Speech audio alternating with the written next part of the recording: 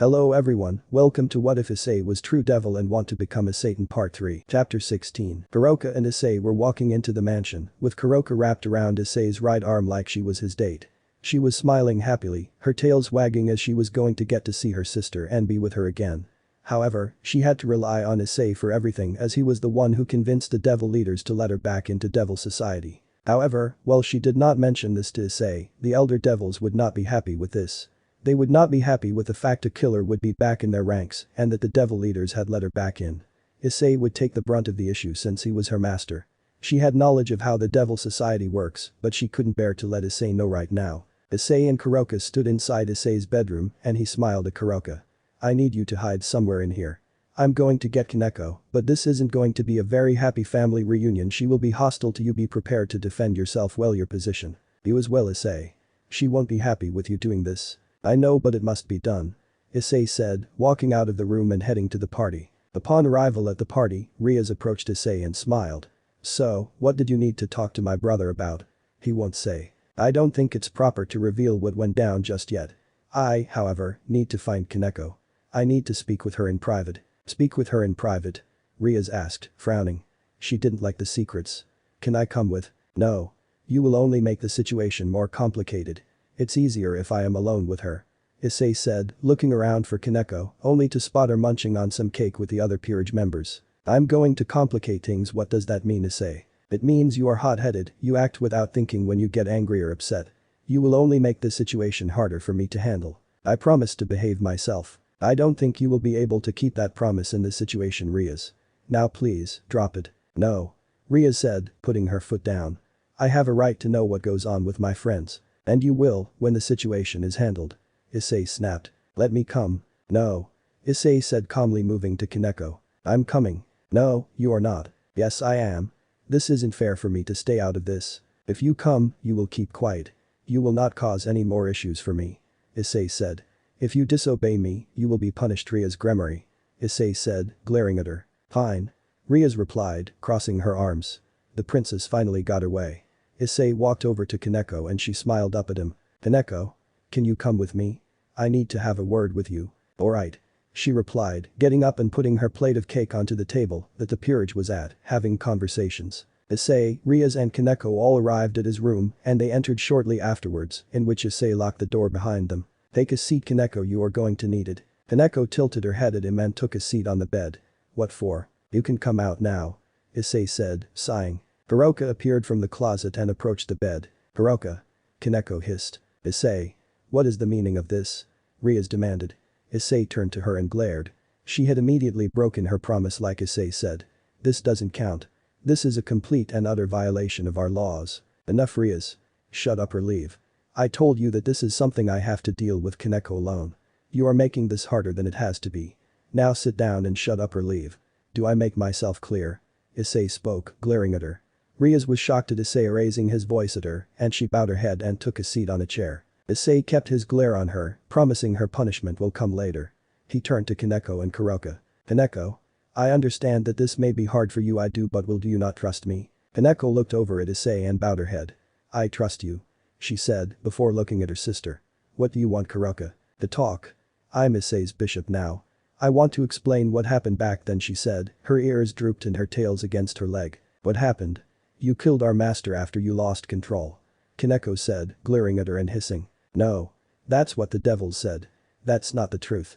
Tell me something. If Issei was abusive, would you accept it? What? If Issei beat you daily and forced you to endure so much pain in order for you to get stronger, even if there were other ways, would you accept it? Kaneko stayed silent and looked over at Issei, who looked at her softly. No, I don't think I could be Issei's friend if he was mean to me. Then, you can understand, our old master beat me and gaped me in order to get my power under his control, and I did it for you.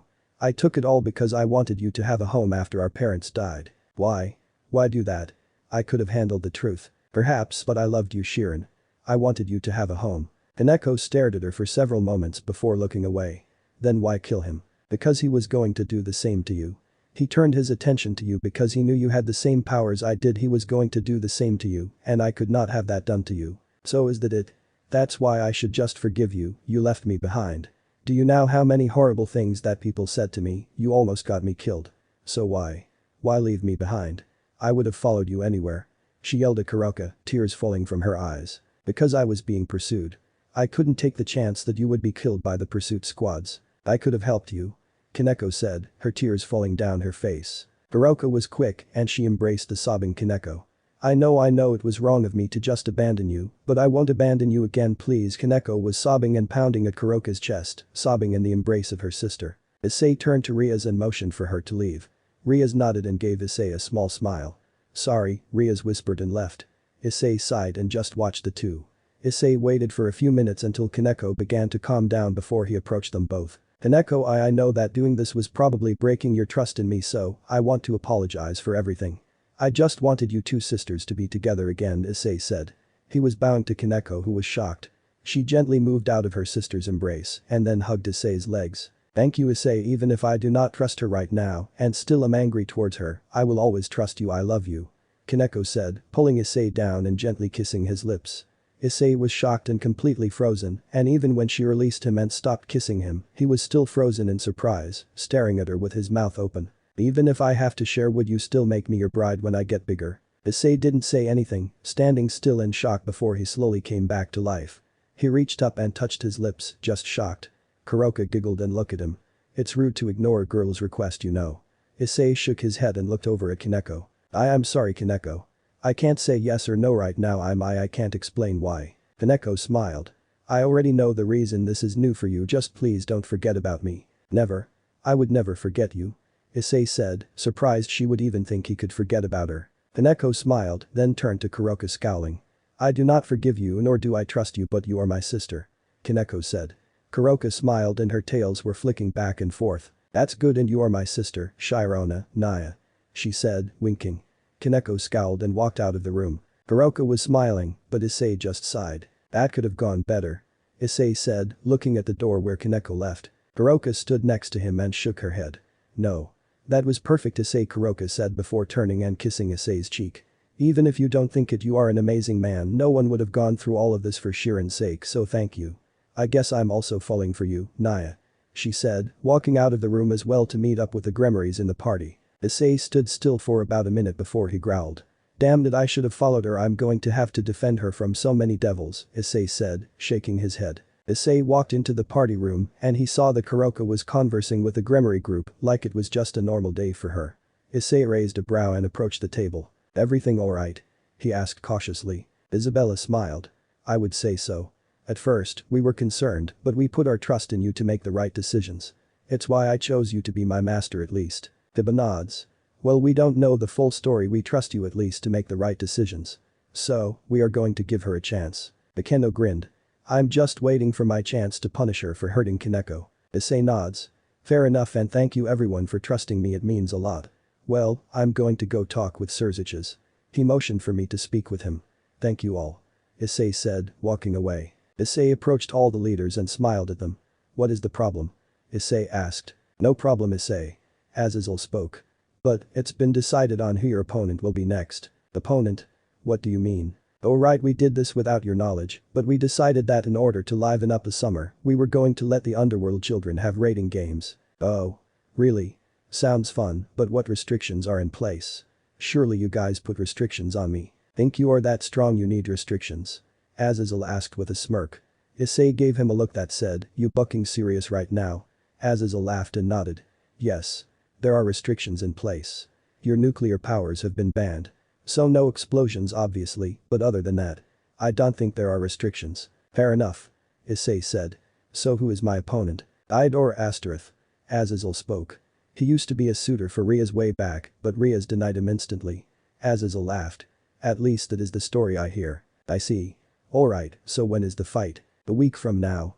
Seraphol said. It should be enough time for you to get some training in with your peerage. She said sweetly. Issei nodded. Awesome. I'll let them know after the party. Wait, Azazel. What about Nikolai? He said it's alright if you don't train as much with him anymore. You can do training with him whenever, so it's not a big deal if you are do this raiding game and possibly another before summer break is up. Alright. Issei said with a smile. He left the stage and went back to his group, taking a seat on a chair nearby. He began to listen to their conversations, just relaxing before he remembered something. He looked over and saw Riaz talking with some big tall dude, the one from before. Issei stood up and walked over to them, smiling a bit. Oh Issei. There you are. This is my cousin, Sererg. He is the #1 young devil right now. The man turned and smiled. Greetings Issei Hyoudou, she is correct, I am #1, but something tells me you could easily give me a run for my money. He said with a smile. He offered his hand to Issei and they shook hands. Hello Sererg. It's a pleasure to meet you. You look really strong, so I would be interested to see how you take me on. I always wanted to fight the Red Dragon Emperor. Well, you may get that chance one day. We have a raiding game with Diodora in a week, so who knows. You might be next after that. I look forward to it. He said with a smile. Riaz turned to Issei in surprise. Diodora. The one and the same. Issei said. We will beat him swiftly, though I am not allowed to use my nuclear powers, but that's fine. I am still the Red Dragon of Domination, but enough about this. May I borrow Riaz for a while Sererg? Of course. See you later Kaus. Sererg said, waving as he walked off to mingle. Riaz followed Issei in confusion. Issei, what's going on? You alright? Riaz asked as they walked into the bedroom that the Grimoires gave Issei. Quite. Issei replied, locking the door. Issei, why did you lock the door? Did you forget that you were to be punished? Riaz jumped a bit. Well. I thought so. Issei said before forcing Riaz to bend over. He smacked her bottom once and then released her and shrugged. And there you have it. Riaz ended up moaning from the smack, which Issei did not catch at all as he was busy talking. Riaz looked at him with surprise. I don't understand. I'm not a big person on physical punishment, but I wanted to at least smack your ass once. Always have since you put that dress on me. Issei said with a grin.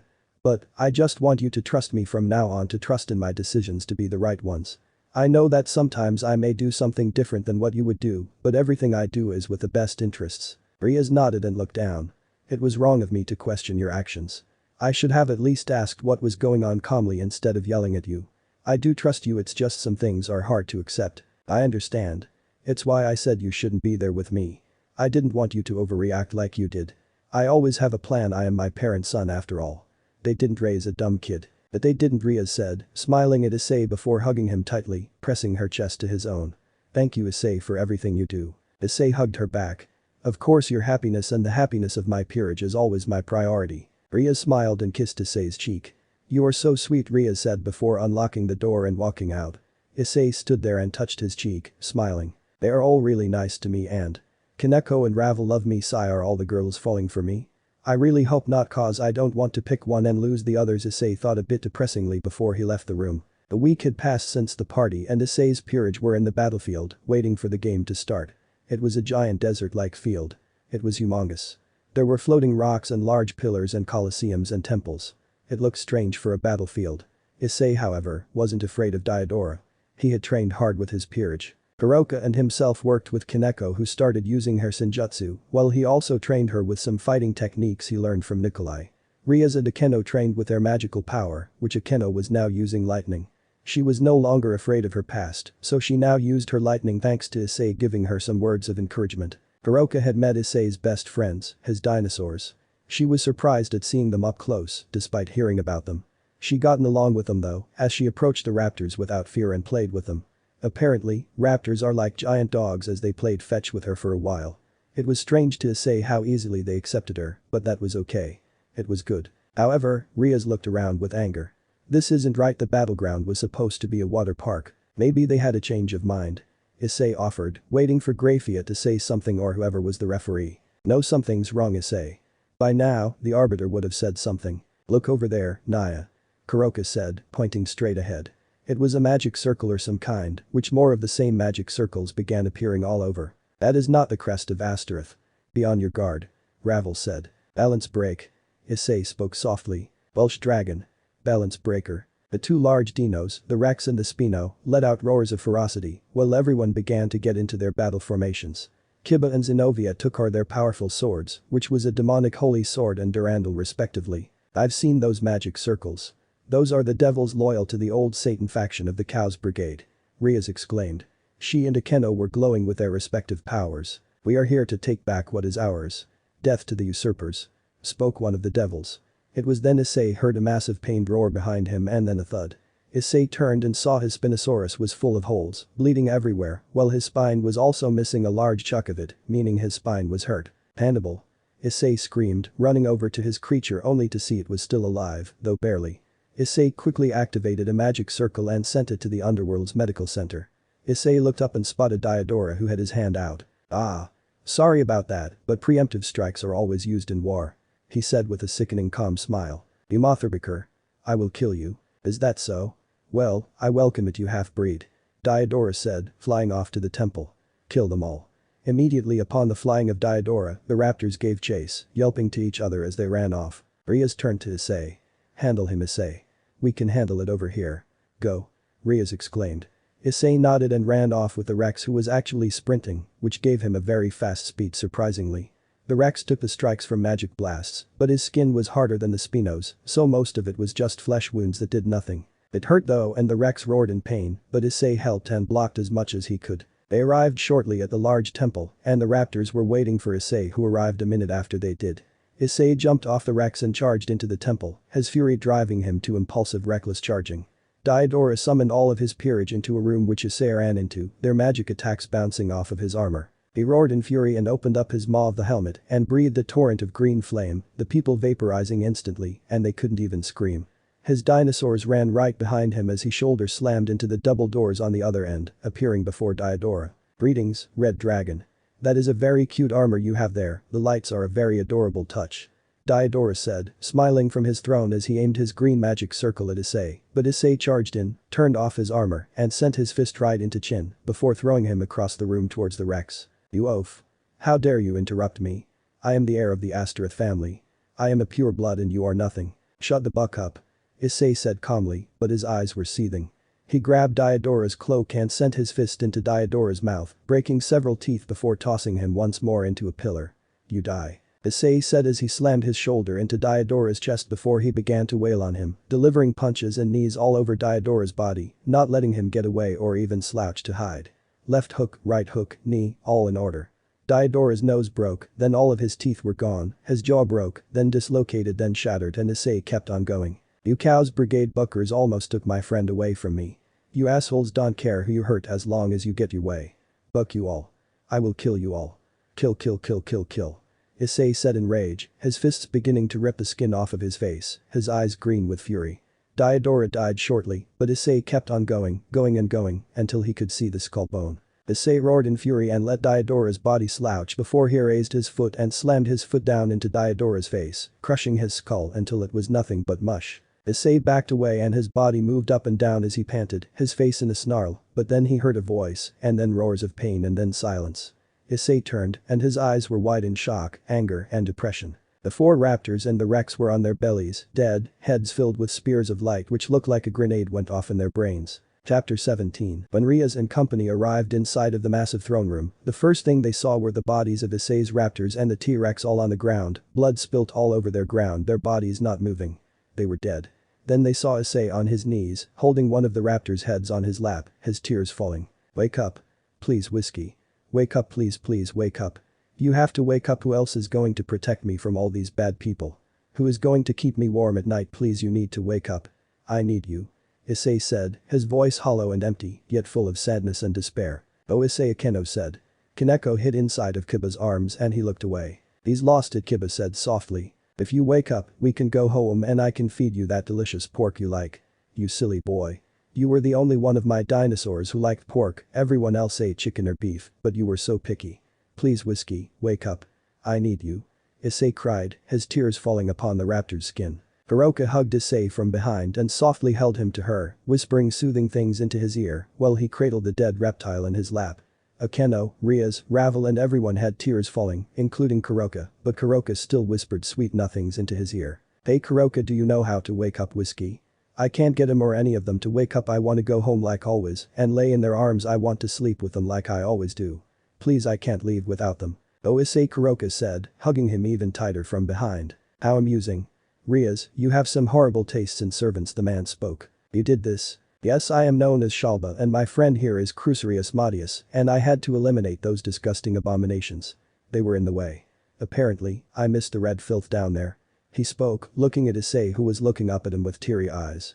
"Ah, now you look at me, boy, that's right, I killed your beloved pets. Good riddance." Issei's eyes began to glow green as he began to stand up and clench his fists. He began to radiate rage and radiation, in which Kuroka quickly let go and backed off. Issei began to walk slowly like a zombie towards Shalba and Crucerius Madius. The red dragon gauntlet appeared on Issei's right hand and the gem began to light up as Drake began to talk. Ria's Gremory. What is it, Drake? Riaz asked, extremely concerned. You need to leave now or you will die. Immediately. Drake said before pausing. As for you bastard, the one who calls himself Beelzebub. You made an extremely poor decision and now you will pay. Issei's aura exploded in a whirlwind of green and red, the waves of green and red clashes randomly in the air, sending sparks everywhere as the powers of his family and the powers of the red dragon clashed. Hiroka, Akeno and Ravel quickly activated several magic circles, pulling everyone out of there as the aura began to expand, forcing Shalba and the other devil into the wall and keeping them there as Issei's eyes were green and dragon-like. Upon arrival where they went, which was where Surzich's, Azazel and Auden were, Riaz quickly ran to Surzich's. Brother. Issei is I don't know but something is going on. Azazel's eyes were wide as they looked in the distance and the power began to flow even to them. What happened? Azazel demanded. Shalba and another devil killed Issei's raptors and his T-Rex. What is going on with Issei? He's activating the Juggernaut drive. This is not good. With his powers, I don't know what kind of damage he could do. We need to protect ourselves, Surzich's. This is not good. I agree. Surzich's said, putting up a magic barrier with Azazel. Riaz, you must stay here. It is not safe out there. Issei needs us. Riaz exclaimed, running out with the rest of the peerage against Surzich's will. Damn it. Surzich's said. What do we do, Azazel? Well, it's pointless to keep the barrier up. I guess we follow and do what we can. Azazel said, putting his wings out and flying into the air. Surzich's followed shortly. Shalba and Crusory were on their knees, looking at Issei in his balance breaker form as the aura began to swirl around him now and no longer clashing. Who are you? Shalba asked. I don't know you. In a mixture of Drake's voice, Issei's voice and several other voices, Issei began to chant. I, who is chaos and destruction, am the heavenly dragon who took the principles of domination from God. I laugh at the infinite and mock the dream. I shall become the nuclear dragon of annihilation. I shall freeze you in the shadow of nuclear winter. Thermonuclear overdrive. Spoke Issei and Drake at the same time. Issei's balance breaker turned thicker by several feet. He grew massive metal dragon wings and his feet were now like a dinosaur's or a bird's. His neck elongated and his mouth grew teeth. The color scheme was red, but there was a green aura within the scales that flowed like an aurora throughout his body. Upon the chant's end, Issei's body exploded in a massive thermonuclear explosion, forming a massive mushroom cloud that dwarfed the one he showed at the school during the Peace Summit. The intense heat immediately annihilated the two devils and the bodies of his dinosaur friends before the shockwave spread out and annihilated the surroundings, blowing apart the mountain they were on and the large Colosseum temple thing. Everything within 15 miles began to be completely annihilated, the shockwave visible as it traveled along the ground. In the air it was not safe either. Riaz and company put up massive barriers, which Kuroka helped greatly, shielding themselves behind several large rock formations and a barrier, though they took the brunt of the attack and held out. They kept the shield up until the explosion was over, as the shockwave would do a return trip and the massive heat would spread out for 64 miles, giving third-degree burns. They would be there for 10 minutes until everything cooled off. Luckily, Azazel said the radiation won't be much of an issue for supernatural creatures, though they should be careful nonetheless. Issei roared in anger and fury as he flapped his wings within the middle of the mushroom cloud, lightning appearing in the cloud itself which lit up the cloud and allowed people to see the shadow of the angry dragon. Issei's mind was chaotic and full of rage. He was watching as his parents and his dinosaurs died over and over in front of his eyes, and Kakabiel and Shalba laughed at him, mocking him for failing to protect his friends. Riaz and the others kept their shield up and it's been 5 minutes, but the heat was still expanding and wasn't to them yet. However, a magic circle appeared in their barrier and Vali appeared, looking over towards the destruction. Kuroka, so it's true you've abandoned me. Yes. To be with my sister. Kuroka said, struggling with the barrier as the shockwave was strong and the heat finally struck their barrier. No worries. It's understandable, so that's Issei Hyoudou way over there? She asked, looking over at the large mushroom cloud. Yes. Kaneko said, standing before Vali. Your pals in the old Satan faction killed his raptors and the Rex and nearly killed his Spino. She said, glaring at her. Vali not once looked at Kaneko and stared at Issei, closing her eyes as she felt pity for the boy. So, the Red Dragon Emperor has gone through another transformation, spoke a new voice. Vali turned. Ophis, so you finally come out of hiding for this? Vali asked. Yes. I could not ignore the new transformation of the boy, nor could not ignore the fact this might just attract Great Red. Who is this girl? Riaz asked. This is Ophis, the Roseburrow's dragon or the infinite dragon god. Also known as the leader of the Cows Brigade, which I'm sure you know that. Issei's form had immense hearing, and when he heard the leader of the people who took away everything he loved, his ire was shifted instantly. He immediately flew out of the mushroom cloud and roared in fury, flying at immense speeds. "It seems Issei is coming here now," Volley stated. As soon as Volley said that, Issei was there before them and swung his fist at the barrier, shattering it instantly where it struck Ophis and sent her flying across the field and into a mountain where it stopped her. Issei roared in fury and flew after her. The others in the barrier were sent flying back a few yards due to the shockwave of Issei's fist punching Ophis. He heard you? He's going to try and kill Ophis," Akeno exclaimed. That power," Volley said in shock. That power, what is Issei Hyoudou?" Azazel appeared and watched as Issei and Ophis engaged in a battle. Issei was sending fist after fist into Ophis's barriers, shattering them in a single strike before it connected into her, sending her flying, though she continued to move around with barrier. "Volley, I would like you to meet the nuclear Red Dragon Emperor." He fused his own powers with the Red Dragons, giving him a new form and immense power. That right there is power nearly powerful enough to defeat Ophis. He's definitely the third strongest. The top three are so close in power it's ridiculous. This is something we have never seen before. Volley stayed quiet and looked up at the fight in the sky as Ophis began to fight back by throwing balls of purple energy which Issei punched at, exploding and causing minimal damage to him. "Wait, you said he combined the powers, couldn't he boost and defeat Ophis that way?" Kuroka questioned. Azazel's eyes widened. "You just told him how to kill Ophis." Azazel yelled. "This is very bad. Boost X20," roared Issei. His punch immediately shattered 3 barriers, and when it punched Ophis, she spat up blood and was sent flying through several mountains as Issei began to surpass her. His body began to glow more green as Azazel began to detect even more radiation. "No, this is bad. If he keeps this up, he is going to overload. It will kill him and everything around him. He is going to tear holes into this dimension." Azazel roared. "We need to stop him." Issei's mouth opened wide and energy began to swirl from outside of his mouth as a ball began to form. "Atomic breath." Issei roared out as he shot out a beam of green energy, striking Ophis, who covered herself in a purple armor, though the armor shattered and Ophis began to scream in pain as the nuclear breath began to peel her skin away. The beam ended and Ophis healed up instantly. "Boost X20," spoke Issei, who powered up once more, and even Ophis knew this was the end. If he fired off one more atomic breath, she was dead. Finally. "I am in control. Ophis, if you wish to survive, you need to charge in with as much power as you can and destroy the armor around my chest. You can pull Issei out. This will surrender the armor." Drake roared out. Ophis nodded and dodged the atomic breath of Issei, who fired a quick shot before she covered herself in her purple aura and slammed into the armor of Issei.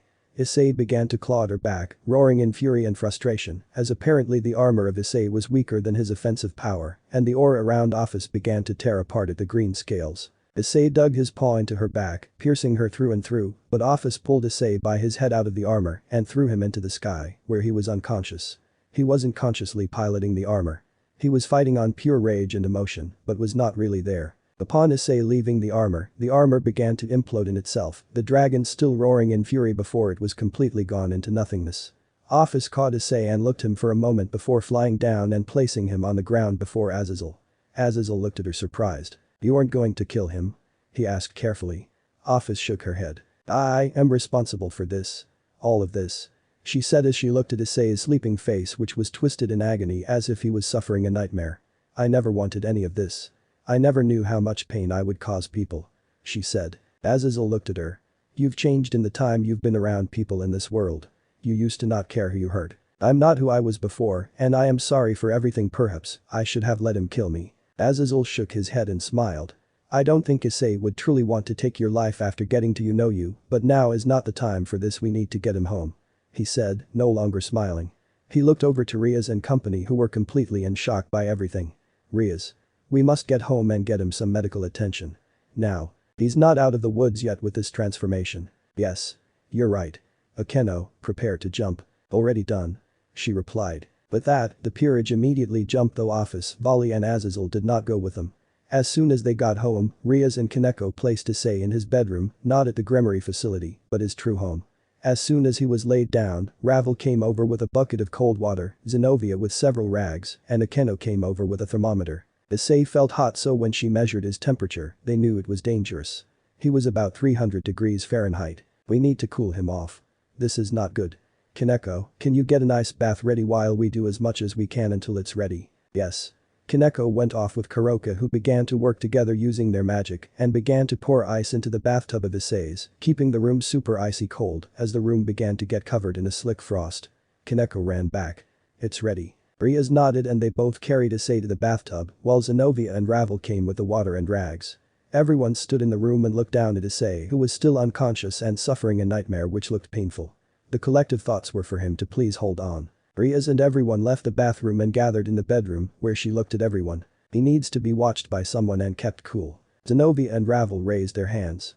I will keep him cool. They both said, immediately jumping at the job. Riaz nodded and looked at everyone. Even if he no longer is suffering from the transformation, I don't know what's going to happen since he lost his friends, so we need to make sure he is okay, but we don't do anything tired like we are, so let's get some rest. Everyone nodded and went off their separate ways, though Ravel and Zenobia stayed behind. They brought in pillows, blankets and bedding into the bathroom for the both of them, preparing to do a camp out in the icy bathroom with Issei. Unknown to everyone, a tall woman with long black hair that is parted in the middle, leaving a small line of hair right in the middle of her head. She wore a formal white shirt, a black business overcoat and a black skirt. She wore a black tie, stockings and high heels. She looked very much a regal high-born lady. She had a suitcase of some sort with her, and she was heading up the street towards the large dome up in the mountainous area of Kuo. Chapter 18. The flash of lightning streaks across the sky as the rain poured down in Kuo, hammering on Issei Hyoudou and his parents, who were taken before him by a yellow spear of light. He was frozen solid, unable to move a muscle, even though he screamed his parents to move, to run. His bones felt like concrete and he watched as Kakebia laughed and turned to him. So weak. He said before he disappeared in a flash of light. Another lightning strike and he was suddenly back within his devil house, or what it was before. He watched as a younger self played with the raptors and Rex while the Spino stood guard. He smiled with tears coming down his eyes as he watched Issei play hide and seek with the Rex, winning every time. The raptors would always find Issei, working together to find the small boy. The raptors were very tiny, about the size of a chicken, but had great strength, so they knocked down Issei easily. The older Issei was behind some sort of glass, like he was just watching from a window. He then watched in horror as Kakebia came in and threw his spear into the T-Rex, ripping the poor reptile into shreds. You're so weak. Always so weak. Unable to protect anyone, everyone is dying. Kakebia laughed maniacally as he slaughtered the raptors within an instant, giggling. No, Issei said with tears in his eyes, though softly. I could have protected them. Kakebia laughed. Protected them? They are all dead and you are saying you could protect them? You couldn't protect your parents and you couldn't save your pets either. Kakebia grinned before disappearing and in his place was his parents. Why didn't you save us? You were the Red Dragon Emperor, you could have saved us with your nuclear power, spoke his father. Why are you so weak? His mother asked coldly. You didn't save us and you didn't save your friends, you are losing everyone because you are worthless. Issei shook his head violently and before yelling out with tears staining his cheek. No. He yelled and this was when he woke up. Issei looked around and he was in his bedroom within the human world home. Zenobia was quick and went over to him. She had just woken up because Issei yelled something out as he woke up. Issei. You alright? What's the matter? Zenobia questioned, looking him over to make sure he was okay. Zenobia had taken over as his caretaker, wanting to repay him for his kindness those months ago during the incident with Kakebia. She wasn't very nice to him and yet he still saved her. Issei's eyes were hollow and he stayed silent, but he moved himself away from her, looking away from Zenobia. Zenobia quickly dropped her hands from him, her face drooping in response to his demeanor. It was like he didn't have the will to live. Zenobia looked down at the ground and whispered out. I'm sorry, she spoke, before leaving the room. Issei just stayed there, sitting on his bed and staring at a framed picture of his parents and the baby raptors and the juvenile larger ones, who were barely man-sized. Issei was a little boy, about 3 or 4. It was one of the best memories of his life and his parents had taken this picture for him. It was when he finally made friends with someone. Issei's eyes began to water before he closed his eyes. I'm so weak. Outside of the house stood a female with long black hair and a briefcase. She smiled and knocked on the door with 4 loud knocks.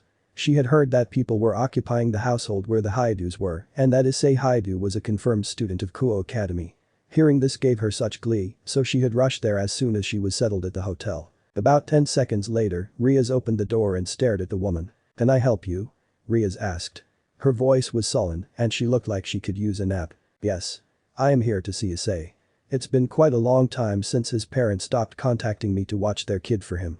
I'm back from a long business trip from Germany, so I decided to check in on my hometown. I heard someone was back up at this house, so I decided to see if Issei was around. Yes, he's here. May I ask who you are? She asked, her eyes suddenly brighter, but very cautious. The black-haired woman noticed this. My name is Issei Hyoudou. I was Issei's babysitter when he was a kid here. It was every weekend for a few years. I see. Come on in then, she said cautiously, opening the door wider as she offered her to come in. Upon entering, she looked around and noticed how the house looked completely different on the inside, though outside it looked fairly the same with a fresh paint job. At least fresher than before. So, where would I find Mr. and Mrs. Hyoudou? Why haven't they greeted me here, and why would they have taken in you? Issei's parents are dead. Ria said as Akeno, Kaneko, Kiba, Ravel, Isabella, Kuroka and Zenobia came through several different doors. Oh? That's terrible, how did they die? Cancer. Riaz replied. Lung cancer. Defia raised a brow and knew they were lying. If you are going to lie to me, you should pick a more believable one. She said, standing up and summoning a sword hilt to her hand. The others began to get into a combat stance as Yufayu stood to hers. Who are you? Riaz asked, glaring. That's what I want to know from you. What did you to do Issei's parents? Devils don't just die to cancer. She said, glaring. Yufayu was a human, aged 27, which she is 10 years older than Issei. Ria's eyes widened. Wait, you knew they were devils? Of course. I caught them one day with their wings out with their son. It was a shock at first, but it didn't really change anything, except they were more honest. Riaz nodded. Well, we are all devils here. I see. So there are more devils. I never asked as I thought it was rude or something, but this is interesting, but Issei's parents are dead. May I ask how? They were killed by fallen angels who attacked them due to their research. So they attacked two geneticists, and what happened to Issei? He was rescued by the product of his parents' research. Product? What did they do exactly? I'm not sure if I should tell you, don't know if I can trust you yet. Surely you understand. I see. And where is Issei now? In his room. He lost a lot of his friends a few days ago in an attack. His friends were the products of his parents' research. Defia's stance softened as did her facial expression, which up till this point was very cautious and on guard. He's okay, isn't he? She asked softly. Riaz and the others stared and quieted her before Akeno nodded with a sigh. Yes, he's okay in a sense. He's not in any mortal danger, but I'm sure you can guess his mental state. I want to see him, Chifayu said, looking at Riaz. Where is he? I'll take you to him, but he is ignoring all our advances to get him to talk. He's just staring at a picture and crying. Riaz replied. I see. I will try then. The older woman said, walking with Riaz into the elevator before taking it down with the other girls. Defiu stepped off the elevator about 20 seconds later and walked towards Issei's room by herself. Riaz had told her where it was. Upon arrival to his room, and just as she was about to knock, she heard a voice, in pain. Broken. I'm losing everyone. I'm going to lose everyone. Defiu immediately opened the door and looked into the room. Her eyes hovered over Issei's form. He's really filled out. He is no longer the little kid I used to watch cartoons with, nor the little kid who would take baths with me. She said, the last thought giving her a small smirk at the thought before she quickly softened and looked at Issei with concern. You think you are going to lose everyone, kid? She said in her trademark cocky smirk. Regal and everything. Issei turned his head, hearing the brand new voice, which he still recognized. Defiu? He asked weakly. The name is Ms. Orimura. Remember? She said, giving him a small grin. Issei quickly turned his head away. What are you doing here, Chifayu? He asked, his voice hollow. I came to see you and your parents, kid, she replied, walking over to him and taking a seat next to him. She looked at the picture and she raised a brow at the dinosaurs behind them but nodded, understanding now what the products were. Though it was kind of moot, wasn't it, she said with a sigh. Issei clenched his eyes tighter as a tear escaped his eyelids at the thought of his parents. Chifayu rubbed his back gently. Issei gently swayed and Chifayu pulled him gently into her breasts, laying the back of his head on her large bosom, though not as large as Ria's or Akeno's, but about Isabella's size, if not slightly bigger. She gently stroked his hair as she looked at the picture, humming softly as she used to do with him when he was sad. They stayed in silence for 20 minutes before Chifayu broke the silence. So, what happened, kid? How did you lose your friends and what makes you think you are going to lose me? Issei just stared at the picture with her, keeping quiet for a minute before his shoulders shuddered with a slight sob. We were supposed to be in a raiding game, a friendly fight between devils before we were betrayed by terrorists. The terrorist struck my Spino with a preemptive strike before I chased him down and killed him, then his buddies appeared and without a word immediately slayed my raptors and my T-Rex. If I was only stronger I could have saved them and my parents. Defiu kept stroking his hair, leaning against the wall with her legs around him as she kept him against her bosom. She stayed silent for 2 minutes to decide on her answer, but decided with a true answer. Maybe that's right, if you were stronger you could have saved them, but what's done is done, kid. You need to move on from being comatose in your bedroom. Are you telling me I can't cry for them, he asked, turning to look up at her angry with tears in his eyes. Not at all, kid. Grieving over them is acceptable, but is this your plan for the rest of your life? Sit in your room comatose. What else am I going to do? Tell me something. If one of your Dino friends got attacked and lost a friend, what do you think they would do? Hunt down the assailant and kill them. Exactly. But they are already dead, the ones who killed my friends. That may be true, but that terrorist organization is still out there and they are going to kill your friends too unless you stop them. She said, lying slightly to get her point across. There was no guarantee that they would die, but this was a lie she needed to tell him to get her point across. His eyes widened slightly and his shoulders tensed up. When have you become so smart and wise? Issei said softly. Defia narrowed her eyes and quickly gave Issei a smack on the top of his head with a clipboard from her briefcase which she suddenly had for some reason. Become? I was always wise, kid. Issei rubbed his head. Ow, that hurts, Shifai. That's Ms. Orimura.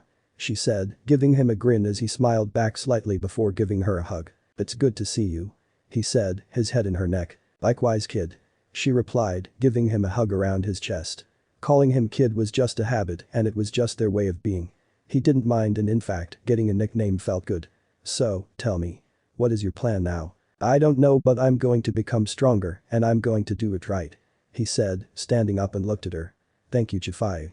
I can still grieve over my lost friends, but it is my duty of a man to see my mission through. I will destroy the Cows Brigade. Issei replied, leaving the room with Chifai still on his bed, looking back at him. Chifai sighed and shook her head. Stubborn, headstrong and a hothead, wonder what he's going to do now. She said, smirking softly. Guess I should come and see what he's going to get up to, make sure he's not in any trouble. She said, standing up and stretching before walking out of the room. Riaz was standing outside of the closed elevator, completely shocked. Riaz looked at Chifai. You got him out. All he needed was a little tough love and a little white lie.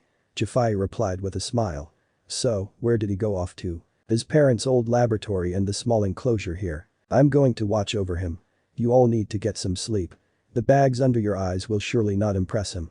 Chifai said, entering the elevator now that it was here and pressing the button for the laboratory. The girls looked at each other and decided to walk off to their own bedrooms to get some sleep. They were all exhausted. Upon arriving at the lab floor, she stepped off and was amazed at the technology here. For a devil, it seemed old and human. Not what you expected from devils, right? Computers from the 90s. Well, no, but it seems they aren't computers from the 90s either. The operating system seemed too advanced. I upgraded all my parents' things, but kept it the way it looked like. Devil technology. He replied from his large rolling spinning chair. You could not even see him as the chair was just that big. Ugh, you really have one of those chairs that evil supervillains use. Hey, I'm a mad scientist. This is totally to look the part. Did you even do any geneticist work on your own? I made the gas that made me look like this. So what you mean is you just piggybacked off your parents' computer system. Shut up. Issei said with a smile. I learned a lot while studying my parents' files. They actually recorded a lot of information on geneticist work, so I learned from my parents technically. Chifai said, arriving at his large computer workstation. Upon looking on the screen, the file that was brought up to bear was a file called Complete Reset. What is that going to do? I'm going to revert myself back to my original scrawny body and work myself to my peak form. That gas I used only gave me some strength while I looked good. I'll never achieve my full strength like this. I see. Sounds fun. What is that file over there on the left screen? It's the only file on that window. Issei turned his head and smiled. That is a project blueprint that my parents were going to work on eventually. I decided that I'm going to complete it. It was supposed to be the final form of their research, but they never got around to it. They called it Project Indominus. Chapter 19. Project Indominus. Chifai questioned, raising a brow. Issei shrugged before clicking on it. What came up on the main screen was a small note and the blueprint that had a lot of things missing. It was the ultimate dinosaur hybrid bred with multiple genetic sources. The only ones that showed were the T-Rex genetic code and the Velociraptor genetic code. The note attached read T-Rex for shape and jaw-crushing power and Velociraptor for intelligence, how to integrate only certain genetic traits. I see. So they were limited by their own technology mostly back when they thought of this. Well, that's not right. They created my dinosaurs with perfect genes, so what was the problem? Did they have to keep trying until they created my friends perfectly? He said, mostly talking to himself. He quickly pulled up the notes on the creation of his buddies, reading everything. He was correct. They were constantly changing chromosomes and genetic coding for the dinosaurs to make them perfect. Ah, I see. Well, luckily, they finished the research on the genetic code cracking a few months before they died, so I can finish their ultimate project, Issei said, frowning a bit. So, I don't know much about dinosaurs, so what is your plan exactly? Well, the T-Rex has the strongest jaw, so his bite force is the strongest in the dinosaur kingdom. It's a good idea to include that for the Indominus. Then you have the velociraptors who have extreme intelligence, which is what allows them to communicate. The Spino and Rex both had the velociraptor DNA, so they were able to communicate as well. They were intelligent. So, the idea is to allow it to be intelligent enough to understand commands from their owners. Which is me or my parents. That was the original intention. Of course, allowing them to communicate with the raptors is also a good idea. I see. So these aren't true dinosaurs? No. None of them are true dinosaurs. Dinosaurs went extinct millions of years ago. What we have is genetically modified versions of dinosaurs. They aren't true dinosaurs, but they are damn close, minus the genetic modifications. I see. What other modifications do you have planned then? Well, I want this dinosaur to become an unstoppable menace to my enemies, so it needs to be big. To be able to go toe-to-toe with the larger creatures in this world that can threaten gods. Like Loki's son Fenrir or the nine-headed Hydra or the Cerberus that guards Hades' domain, or dragons. So, it needs to be big. Well, we will use the Giganotosaurus gene for size. Alright. Is there a such thing as a phoenix? Actually, one of the devil clans are phoenixes. They can regenerate extremely quickly and efficiently, so we can use the DNA, but the problem with that is, it makes it so I can't give him tough skin. DNAs contradict each other at times. I have to actually make a DNA strand, so each little link is a certain genetic code. So, do we use a phoenix or a strong skin? I think strong skin. Being able to regenerate is not the same as actually taking a hit. If a strike is powerful enough, it can absolutely destroy the dinosaur, as their regeneration will not be at all on level with the phoenix. They aren't immortal. So, if we get it a strong skin, it would be hard to kill as the skin, even if penetrated, acts as a cushioning or a layer of armor. It's worth it to use, but the strong skin is tough to build. Ankylos had a very strong armor system, but it only works for them as using it on a T-Rex is impossible due to their size. Ankylos had armor along their backs and sides. That's it. Nothing on their underbelly. So it's possible to mix Ankylo DNA with another strong dinosaur like the Abelisaur family. They had strong skin as my parents found out through researching genetics. Their projects were not limited to my friends. Alright, so if we combine the DNA to make a strand, Issei hummed, his fingers on the mouse and keyboard, typing quickly and clicking. We get super strong armor. He said, placing the new link in the DNA chain. He had entered the DNA for the other dinosaurs as well. Alright, what else do you wish to add then? I don't feel like I am much help here. That's quite alright. I can handle this myself, but I do enjoy the company. If we add the DNA of certain modern creatures, like the tree frog, the cuttlefish, pit viper, we get traits that would make it a super predator. The tree frog allows it to adapt to climates, and we can also get it to hide from thermal, though I'm not sure if this is worth it, considering the devil world won't rely on thermal, right? Probably not, so we can free up a DNA string, since you have to use 2 tree frogs to get the thermal and the adaptation. Fair enough. So we use 1 tree frog. Cuttlefish has camouflage, and it accelerates growth rate for the Indominus.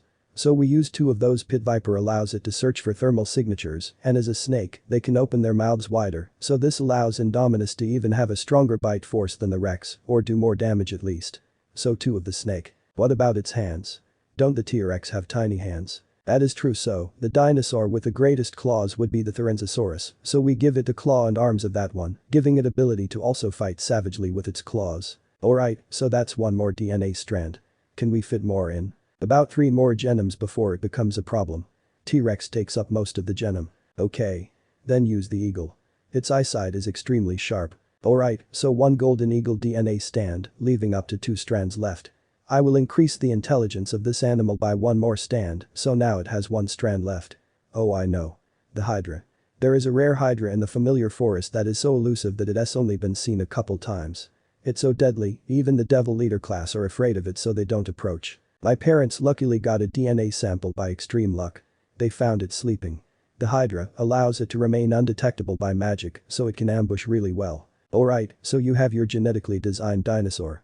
Is that it? Yup. The computer needs to run a few simulations and tests, and then it will automatically begin its creation using a raptor egg we have in storage. The reason it will start out so small is because it gives it time to grow properly. If it starts out like a T-Rex, it would not grow properly. At least, according to my parents. So now we wait. The egg should be ready in a few hours, and then it needs about a week to hatch. So, what now? Well, Issei said, standing up and going over to a mailbox-looking item attached to a hose. He opened up a clear door and pulled out a capsule the size of a grenade that was filled with a green gas that was just floating around. I begin my training. He said as he walked over towards the airtight chamber. He attached the gas to the air filters and put in the programming into the computer before entering the container.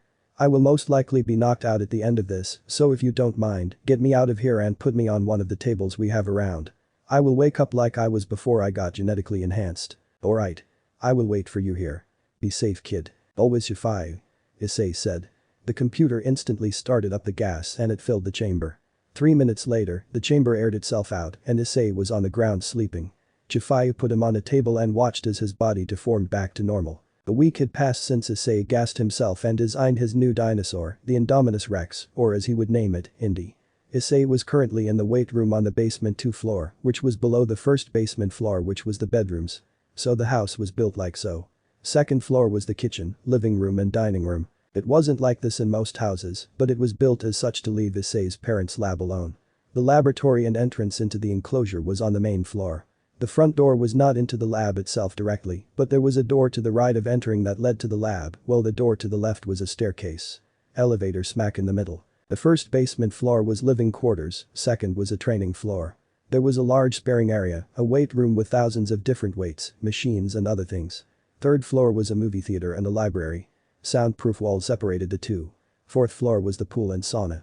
Fifth was the bath which was a natural hot springs. Ria's parents did extremely well with the renovations. Issei was currently in the weight room, doing push-ups with Chifayu on his back. His physique was not like it used to be with the genetics, not even close, but he was not a scrawny kid anymore. He had a thicker build, though the muscle was not defined. He spent the first week growing the muscle, and he was beginning to shape it correctly. Chifayu was a trainer at a gym as well as a martial arts master. She was in Germany due to owing some debts and taught there for 6 years. Due to Chifayu's knowledge, she was overseeing his training. She told him that the training would be grueling as it would not be easy to get where he wants to be. He would have to take it in steps. First is to build thick muscle and then shape it up to make the muscle stronger and do more.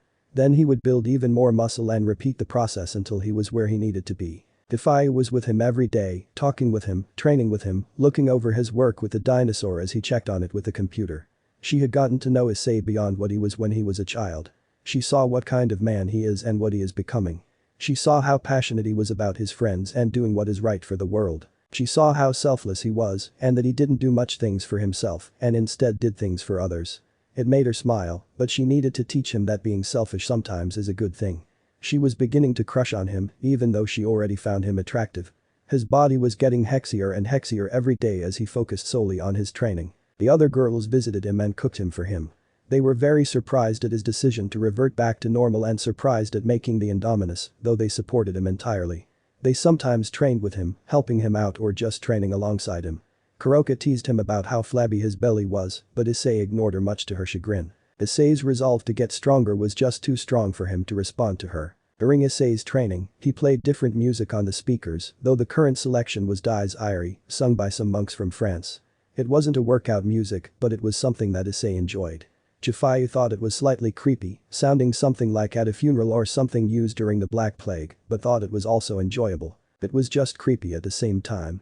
Issei was still doing his push-ups as for his current stage of training, this was the best way for him to get to the next stage.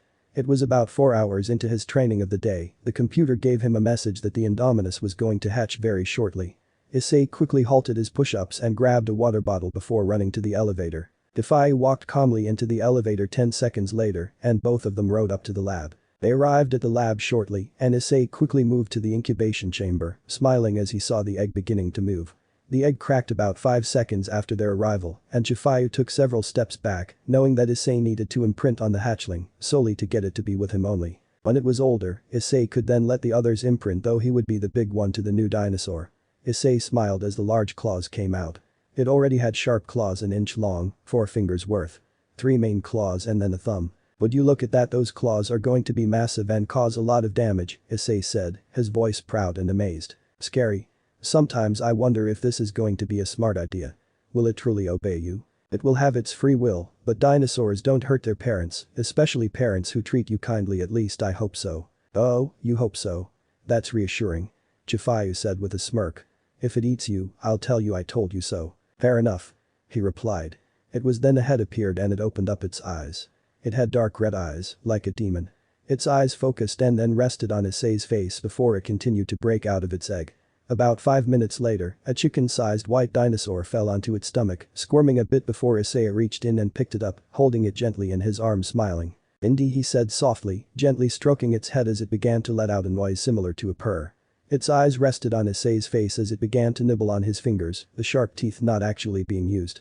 As such, the imprinting was successful, though not done in a long shot. He still had to feed it and nurture it, make sure it survived. He gently picked it up and began to feed it with a baby bottle, giving it some milk as he walked over into the enclosure, walking over to the large lake that was recently put in. The enclosure was modified and expanded greatly, and there was more water. As he stood at the surface of the water, along the beach, a shadow appeared in the water, and Hannibal suddenly surfaced, appearing like a croc before stopping with his head out of the water. The beach had a steep slope down into the water. Very steep. Hannibal looked down at Issei, and Issei smiled. "This is Indy, your sister," he said, smiling down at the beautiful baby dinosaur who was drinking milk with its eyes closed. "I'm so happy you are alright, Hannibal, I almost lost you too." Hannibal bowed its head in sorrow for losing his own friends, but he was still remaining strong, though he grieved in his own way. He stayed in the underwater cave in the lake often, hiding. Issei rarely got him out of the cave, as Hannibal didn't even surface to see Issei that often, but it was okay. Both of them grieved their own way. Issei trained his ass off as anger was clear in his eyes, while the Spino avoided contact, even though he was also angry, but he held the anger within his own body. Issei would eventually allow him to release this anger. Issei gently patted Hannibal's nose and returned to the laboratory, going to feed his baby with some fresh raw meat. 3 weeks later, Issei was lifting barbells while laying down on the mat, the weight's 400 pounds in total, with Chifayu pressing down on the middle of the weight during every push from Issei. Issei was struggling, but he constantly pushed it up, sweat forming on his brow. He was shirtless and only wore his underwear and shorts, as his body had formed up greatly. He looked very much like a comic book superhero that used to wear some sort of bat costume. However, this was not his desire. He wanted Spartan. The absolutely pinnacle of human strength. Raw power. Raw violent potential. "Come on. 4 more lifts, Issei. Then we take a break for 2 hours and then we move into squats. Come on," Chifayu said, glaring down at him. Her regal personality is very dominant and it pushed Issei hard to strive, like he wished to please her. Chifayu stared down at Issei, her eyes looking over his body as he struggled to lift the weights. She had a hard time focusing at times, as Issei's body looked very good to her. There was no unneeded body fat and complete muscle. Not fake muscle like real bodybuilders had, but actual strong muscle. This muscle was like the muscle strong men would get or even boxers. The crush she had on Issei had turned into lust a lot and she found herself craving the boy more than she ever did, sometimes fantasizing certain scenarios. The girls also were beginning to get a lot more attracted to the boy. His devotion to getting stronger was attractive to him and his body certainly was extremely sexy. While he did not spend time with them very much due to constantly either working in the lab, working out his body, training his mind with reading books and such on war strategies or working with Drake on his dragon training, they never once hated him for it, nor did they lose any love they had for the boy. If anything, it increased their affection for him due to lack of contact and the fact that he was doing this so he would not lose a loved one ever again, and that meant them. While Issei never vocally said the true reason behind him wanting to gain strength, Chifayu had gotten along with the girls and told them. Issei finished his sets and placed a barbell back in its place before slowly sitting up and panting hard, his shoulders heaving. His shoulders were muscular and so was his back, giving him a damn hexy look that Chifayu definitely appreciated, as indicated by her bottom lip being bitten by her and her eyes glazed slightly. She shook her head and looked over at Issei. "Well done. Take a 2-hour break and relax. We get into squats and I'm upping the weight again." Issei nodded as he was still extremely tired and panting, and he was sucking down water like he was in the desert for a week without water. Chifayu left him and disappeared towards the elevators. Issei took about 5 minutes to get up and he went to the elevators and returned to his lab. He walked into the enclosure after doing some checking on the computer monitors for the life signs and other data on Indy. Indy had grown exponentially quickly, her size already taller than Issei. She was 8 feet tall at the hips and 25 feet long from head to tip of the tail. As he entered the enclosure, he moved through the forest and entered the large clearing that remained. It was a good place to get sunlight, so Indy would frequently move around the forest surrounding the clearing. He had hunted like normal, as the enclosure was so much larger than before. Issei had bought out most of the land from the Japanese government, expanding his large dome into more of an oval shape. It was a mile long wise and about 3/4 of a mile wide. As you exited the door from the lab, it was a grasslands for a good half a quarter mile before forest took over. Forest covered 95% of the enclosure, as it was a great place for dinosaurs to thrive. The other 4.5% of the enclosure was a water domain. A river cut a path across the forest from the left bottom tip to the top right. A lake thrived around the middle of the enclosure, taking up a large amount of space. It was a deep lake, as a lot of the enclosure was an underground cave system or an underground lake. The Spino thrived and hunted here. Indy and Hannibal hunted large modern creatures. Giraffes, elephants, rhinos, great white sharks, whales and other marine creatures. Issei bred the creatures he fed in a large chamber, not really caring. They were created only to be fed to his dinosaurs, as he did this for when the raptors or the Rex existed. As Issei entered the clearing, he knew he was being watched by Indy. He looked around, spinning round and round as he tried to search for the apex predator. He quickly turned to his left and pointed straight at some bushes as he saw some movement, only for a thud to be heard behind him, and Indy came out of hiding. Issei was surprised. Indy had gotten smarter and smarter. She had used the wind to trick Issei this time, and this made Issei smile. His creation was a beautiful animal. Issei turned to her and gently stroked her snout. "You are absolutely stunning, Indy," he said as Indy gently nuzzled Issei. "I think it's time you meet my friends," Issei said. On time, like he discussed, Riaz and the others began to walk into the clearing, caution on their faces as the apex predator's dark red eyes looked over at them, staring at them. Studying them. "SHH, they are my friends, Indy. They mean a lot to me, as do you," he said, gently kissing her snout as he backed away, letting Indy move freely. He was showing a lot of trust into Indy, and she knew this. Indy moved towards Riaz first, beginning to circle around her, Indy sniffing her hair blowing from her breath before she moved to Akeno, then Kuroka. Every girl got the same treatment, though Chifai was not here. She had already imprinted long ago. Kuroka smiled and gently petted Indy's snout, taking initiative. The large predator reeled slightly in surprise, but didn't attack or growl. She merely let the Nekomata continue petting her. Speaking of Nekomata, Kuroka and Kaneko had gotten closer. Despite Issei's reclusive actions as of the past month, Issei had kept his promise to Kaneko. He had shown up to each of her training sessions, checking in on the two of them.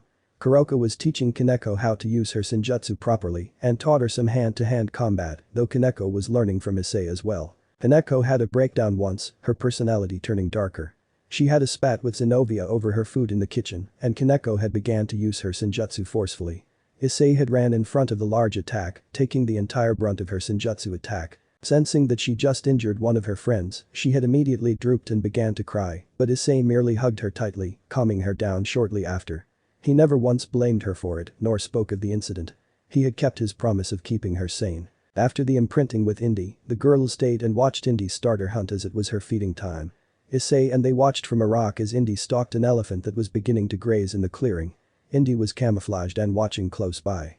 The apex predator was waiting patiently as the elephant got closer and closer. However, it was then a stomp was heard and from the trees a large Allosaurus, the size of Indy currently, came out of the trees and attacked the elephant, ripping apart the elephant quickly with its mouth which was like a hatchet. Feeling her territory threatened, Indy appeared from the trees, surprising everyone as they never saw her and thought she was in a different direction. She turned back to white and let out a roar at the Allo, who looked up from his meal before roaring in return. The Allo was faster and quickly ran in, slamming his jaws down on top of the Allo's skull, the Allo's teeth embedding into the skin of Indy. Indy roared in pain, though the blood barely trickled down her skull before she took her right hand and slashed the Allo's neck, forcing the Allo to roar in pain. With ferocity and just pure killing intent, Indy began to slash over and over, ripping chunks off of the Allo's face and body, the Allo recoiling in pain before Indy grabbed the Allo and threw it down like a judo move before stomping on the Allo's gut. Indy grabbed the Allo by the head with her in her left hand and slowly began to descend on the Allosaurus's throat that was just exposed to the world. She descended like a monster would a prey, reveling in the fear, and finally with the bite force of a juvenile T-Rex, she ripped the Allo's throat out before she began to feed on the still-alive dinosaur, ripping open the belly with her mouth, tearing chunks off savagely. Everyone was surprised at the brutality and the swift defeat of the Allo, though Issei smiled afterwards. He was extremely pleased with what he saw and he quickly stood up and left with his girls, letting Indy eat. As they arrived in the lab, Riaz looked over at him. "That creature in there is scary. Are you sure she is safe? She didn't attack you, did she? In fact, she let Kuroka pet her. Indy knows you are my friends, so she gave you a chance. She sniffed you and circled you. Kuroka showed no fear and pet her, and I think Indy accepted you. We will imprint a couple more times in the next 2 weeks, but she is safe in my opinion." "I see. Well, I have to go handle some of the devil business that you should be taking care of as a king, but you are too busy to handle, so Akeno and I shall. See you later, Issei," Riaz said with a smile before disappearing. "Naya, well, I would love to stay, Shirin and I have some more training to go through. She has yet to master the technique of using mist." "Shut up. I'm trying," Kaneko said grumpily. Kuroka just smiled and off they went. Hiba and Zenobia went into the enclosure themselves, training themselves in the art of the sword. They were training up in the mountainous area, far away from Indy, or so they thought. Indy had always known they were there, watching them. Studying them.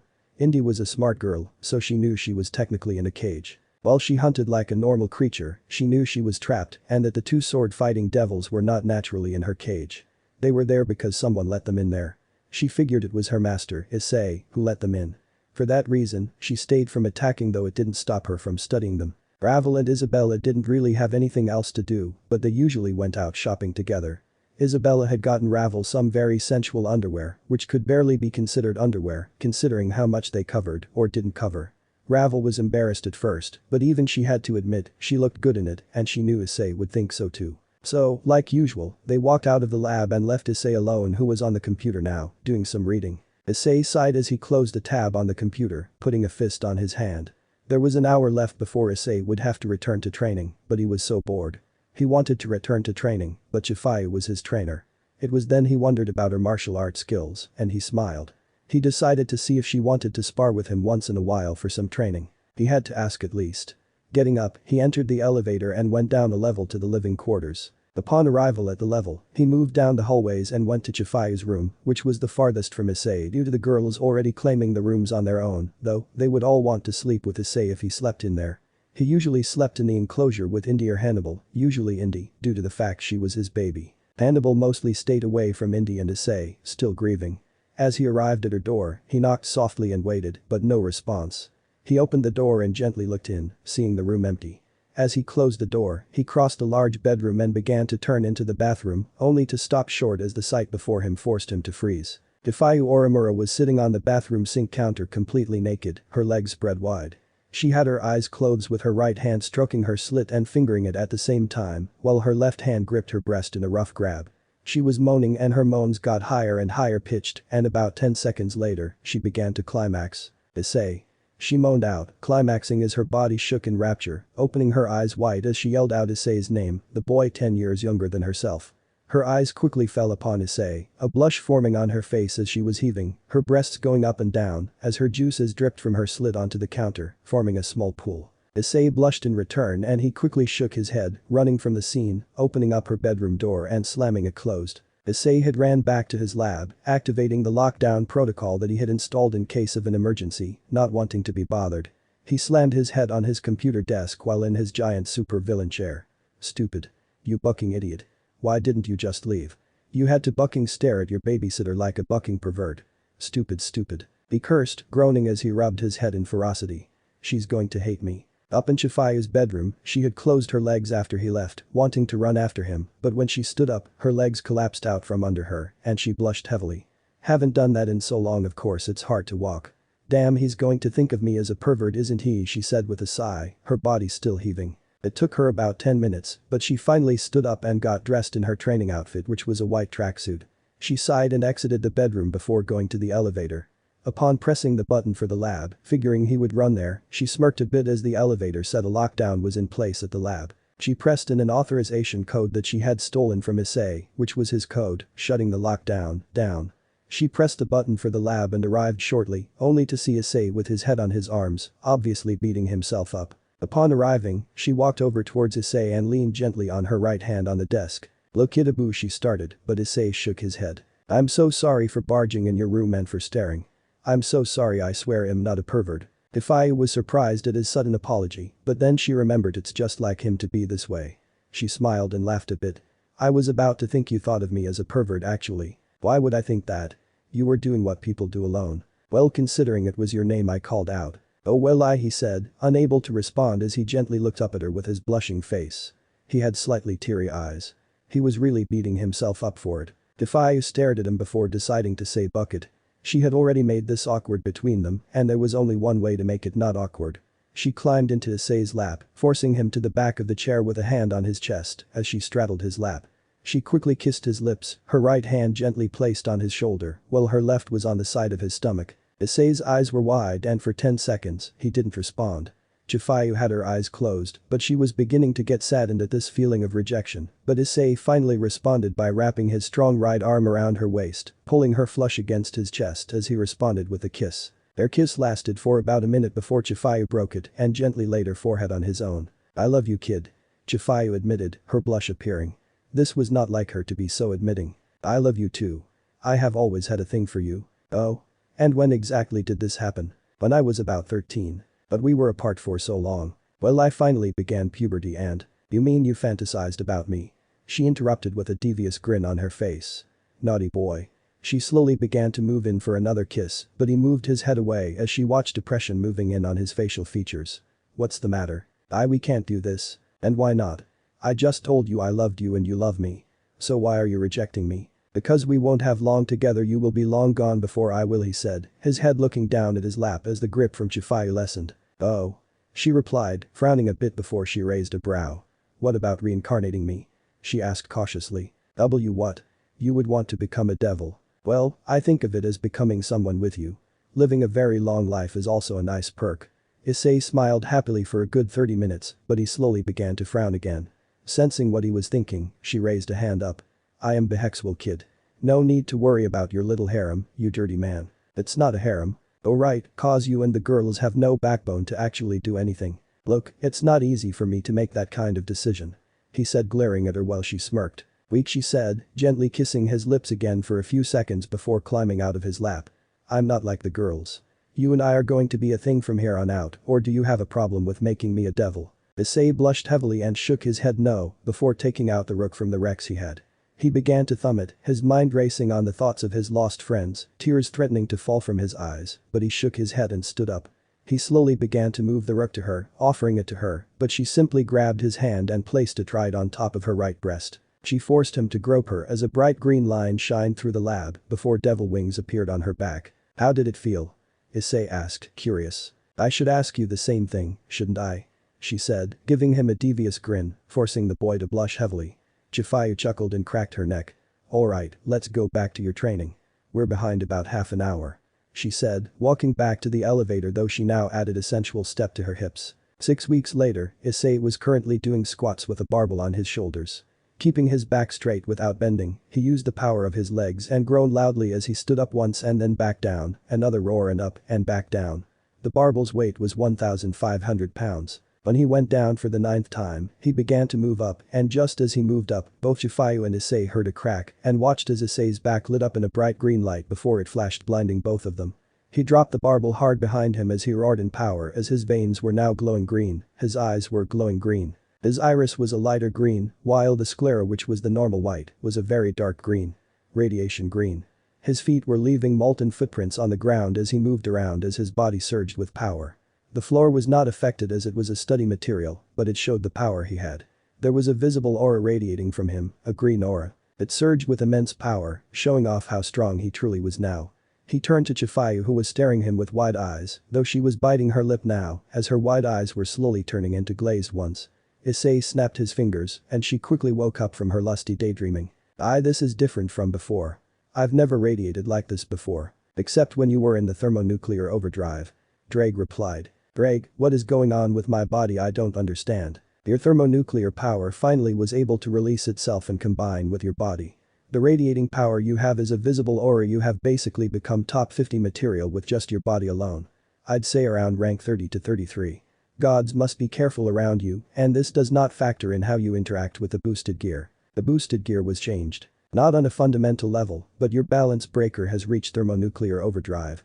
If you go balance breaker, you are number 3 and you could go toe-to-toe with Ophis for a while, though you would eventually lose, but definitely top 3. You have become even more powerful than I was when I had my body. I was top 10 for sure, but this is beyond what I could do. So much more powerful. And the Juggernaut drive? Chifayu asked. What happened to that? Obsolete. It no longer is needed within the boosted gear. He has surpassed my power combined with his own with just balance breaker now.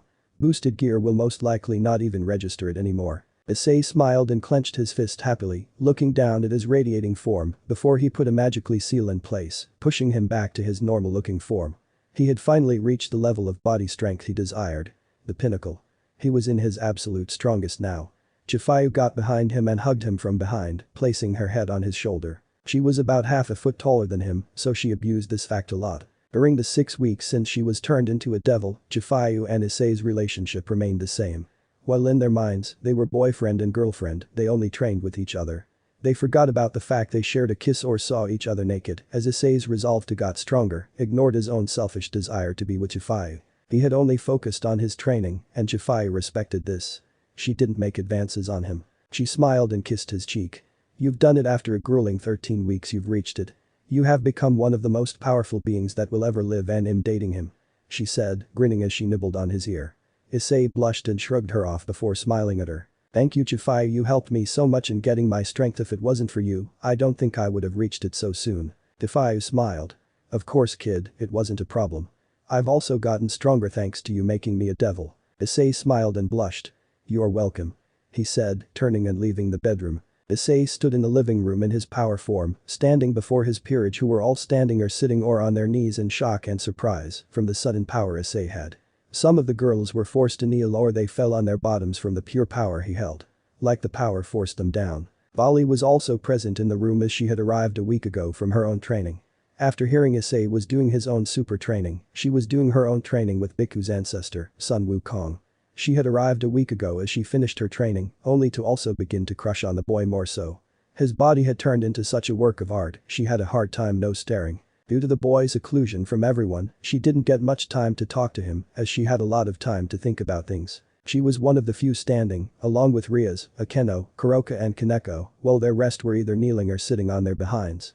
She was surprised at this sudden power as it matched her while she was in balance breaker, if not a few ranks stronger than her balance breaker.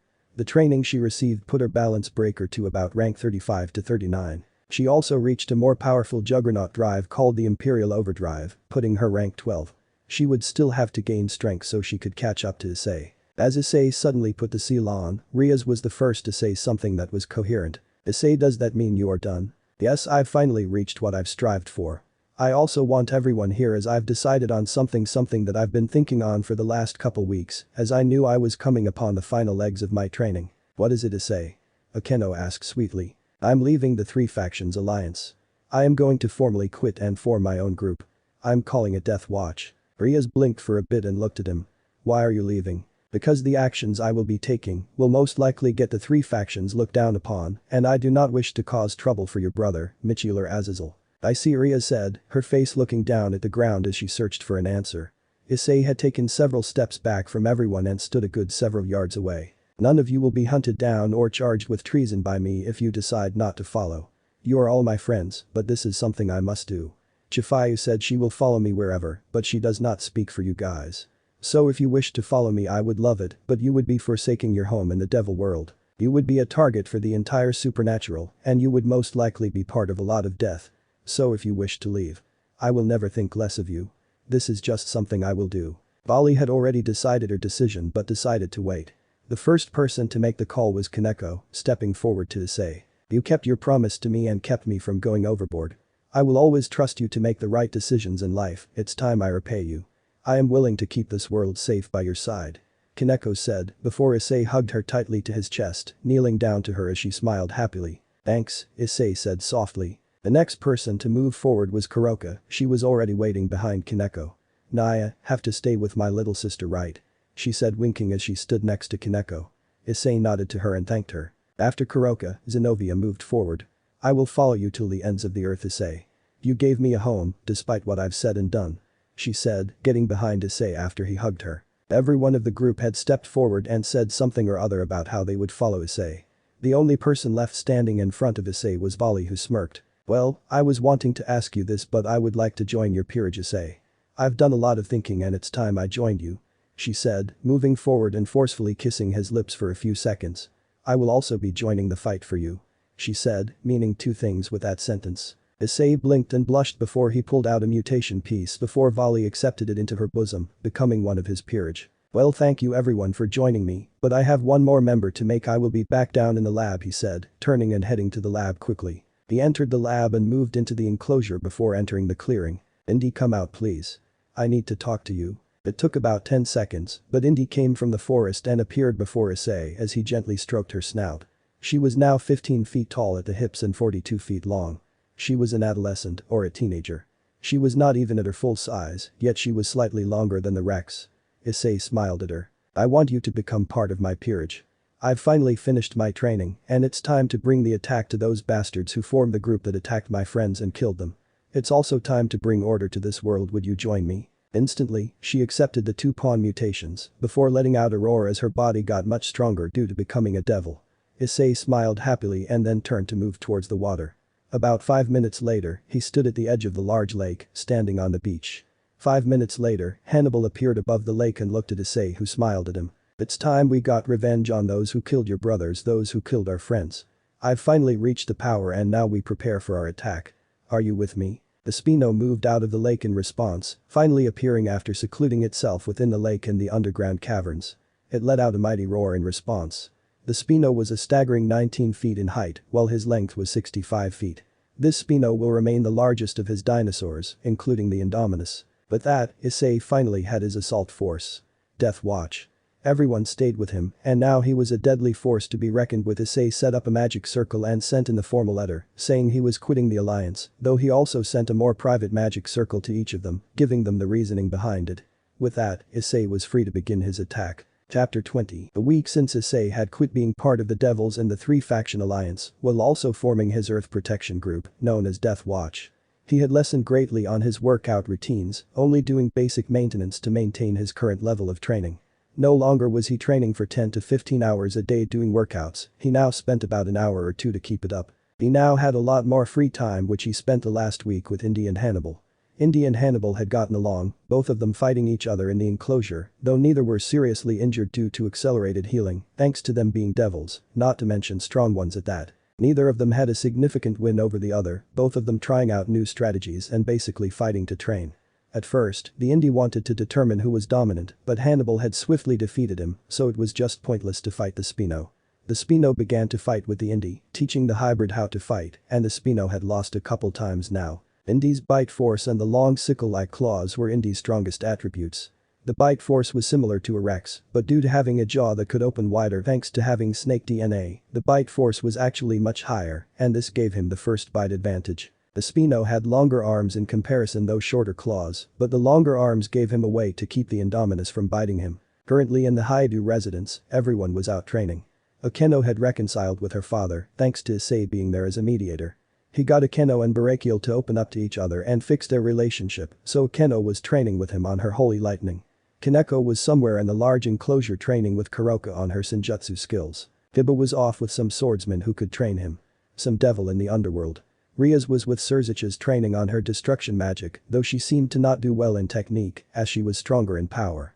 Zenobia was with Azazel, training on using 2 swords at once since she was a powerhouse type. Isabella was off with Surzich's Rook, working on strengthening her body, defense and power. Ravel was in the library reading on war strategies as she was appointed as one of the chief strategists. Vali was off training with someone, as Issei didn't ask. Vali was strong enough that he didn't need to worry about her. That left Chifayu, who stayed behind with Issei and watched over him. Chifayu had gotten much closer to the boy ever since they told each other they were in love with one another. They took it slow between them, mostly due to Issei's inexperience and the fact he was a bit shy. They kissed every once in a while because Issei was very busy doing his work. He worked with his dinosaurs, on his parents' research, and on battle plans dealing with Cow's brigade. He had looked for any information regarding their bases, who would be leading them, anything that can help him. Surzich's has been very helpful in supplying information, as have Azazel and Michiel. While it's technically giving Issei their support of being rogue, if they were caught doing so, it would cause big problems with the other religions. Issei finished his workout, which consisted of just basic push-ups, sit-ups, pull-ups, though there was weight attached to him during it. He also ran around the enclosure several times to keep up his stamina. As always, he was in tip-top shape. He put the weights away and made his way to the elevator to go take a bath, but the doorbell rang, and Issei sighed. Of course. They bad to ring the doorbell upon myself going to take a bath. Tough luck, kid. Chifayu said with a smirk, following Issei to the main floor before they strode towards the door. Chifayu decided to open the door for Issei as he was toweling his body off of sweat, only for them to make a big mistake. Upon the door opening, a squeal of excitement was heard before a chipper voice was heard, before they were tackled to the floor. Hello, hello, hello. Kai-chan. Ice-kun. I found you. Spoke a bubbly pink-haired female who was smiling happily as she snuggled the two people together. Will you get off already? Chifayu scolded as she pushed down on the face of the girl. Damn it, Tabane. Get off. Issei replied, struggling under the iron grasp of the female. Oh, but I've missed you guys. How long has it been, huh? Tabane spoke with glee. She was extremely hyperactive. Issei finally wiggled himself out and brushed his torso off as he was shirtless. Chifayu pushed Tabane off and glared at the hyper-female. What are you doing here, Tabane? How did you find me? Chifayu asked, crossing her arms. Cause I'm a genius, hello. Also I am here to stay with you guys. What makes you think we have room? Chifayu asked, crossing her arms. Or that we would take you in. Oh, that's so mean, Kai-chan. Come on, Ice-kun. Please let me stay here. Issei sighed. Why are you here, Tabane, for real? You have been hiding away for many years now, I assume, working on that Iron Knight project you were talking about. Why the sudden resurgence? Tabane frowned. These group of meanies came to my lab and started trashing the place. They were trying to steal all of my data and research. I luckily escaped using my own personal Iron Knight, or IK for short. Issei said, crossing his arms. So I came here knowing you were a devil. Surely it would be okay, right? Please, please, please. She begged with her smiling face. Issei sighed. What do you need exactly? Just a bedroom? No, of course not. She said with a smile. I want to continue my work here, of course. Issei raised a brow at her and crossed his arms. We need to have a talk, Tabane, before I decide on that answer, because you may not want to stay here. He said, walking off into his house, motioning for them both to follow. They followed him into the lab where Issei took a seat on his big super-villain chair, turning to face Tabane. The Chaos Brigade has attacked the three factions, devils, angels and fallen angels on multiple occasions due to events within the last couple months, which include the death of many of my childhood friends. I've formed a kill squad, to put it plainly. Basically, my entire group is off to kill the Chaos Brigade and anyone else who opposes peace. Well, this isn't the term we use publicly, it's pretty much the general idea regardless. Due to our group, we are a target for the Chaos Brigade and anyone who wants to take us out of the picture so they can cause problems. If you stay here, you would be a target as well. Sorry about the loss of your friends, but I assure you, I can take care of myself. I really want to stay here, Ice-kun. Please. Issei put his lips on his fist, deep in thought. On one condition. Yes, Ice-kun? She asked sweetly. You join my peerage, my group, and assist us in cleansing the world from evil. Tabane was surprised at this, but she smiled. Alright. I will get a use out of my research then. Wonderful. Issei said, tossing her a pawn that he had in his pocket. What would you need to get back on your research? That big supercomputer behind you would put me back on track in no time. I would also need to build some machine tools, but that computer behind you would work. She said, putting the piece into her chest before her devil wings appears. Ooh, shiny. Alright. Well, this is my research computer and the computer that starts up programs, including ones that work on the genetic research projects. If you can take the data from the computer, put it on a laptop and hook up the laptop to do the same things, the computer is all yours. Issei said, leaving the room. I need to shower as I smell right now. I'll see you two later. Go ahead and catch up. Issei yelled behind him as he entered the elevator and went to the floor with a large bath. He immediately undressed and climbed into the water, cleaning himself quickly. 10 minutes after Issei left, Chifayu left Tabane in the lab as Tabane got to work on what Issei wanted. She decided to go join Issei in the bath, a perverted smile on her face as she exited the elevator. She immediately saw what was played out before her. Issei was currently sitting on one of the poolside beds, though this one was not made of all plastic. It was actually plastic mold with a cushion used on chairs. It was a high-quality one. Then next to him was a hologram showing a recording of Chifayu masturbating the week prior. He was also jerking himself off, she finally getting to see how big he was when he was erect, which was a very impressive size. About 8 inches in length with a nice girth as well. She undressed herself quickly once an idea formed into her head, giving her a very predatory look. She approached Issei from behind and knelt to his right, smiling as she wrapped a hand around his wrist and stopped his ministrations to himself. He finally woke from his own enjoyment to look at the smiling Chifayu who gripped his hick in left hand, stroking him up and down now. Big muscles and a big hick. She said with a sultry voice as she dragged her tongue from his abs up to his pecs and then with a lick to his neck before kissing his lips. I think it's time for you to get some new material because this is definitely not good enough for a man like yourself. She replied as she began to straddle him, lining up his hick with her own bussy, which was wet with her own excitement from seeing Issei do such vulgar things. Issei however pushed her off of him and gripped her hair, pulling her down back to her knees before he placed his hick near her lips. She reached out with her lips and tongue to touch his hick, but she smirked and pulled her head back by her hair. You want this hick, don't you? Chifayu responded with her tongue out and attempting to lick his hick, which was only an inch away, but he kept her at bay. Then you beg your master, don't you? He said, smiling at her. She noticed that his eyes were glazed with lust. She had caught him on a day where he had finally began to release all the pent-up desires and wants that a 17-year-old boy would have after never having time to yourself. Especially considering the company he kept. Please let me suck your hick, Issei. Chifuyu said, her voice needy and wanting. He pulled back on her hair gently as a scolding before she whined. Please let me suck your hick, master. She replied, and with that, he released her. Chifuyu, like a vacuum, sucked Issei's hick into her wanting mouth, her head bobbing up and down lewdly as she slurped on him. Issei leaned over and tied both of her hands behind her back right above her bottom.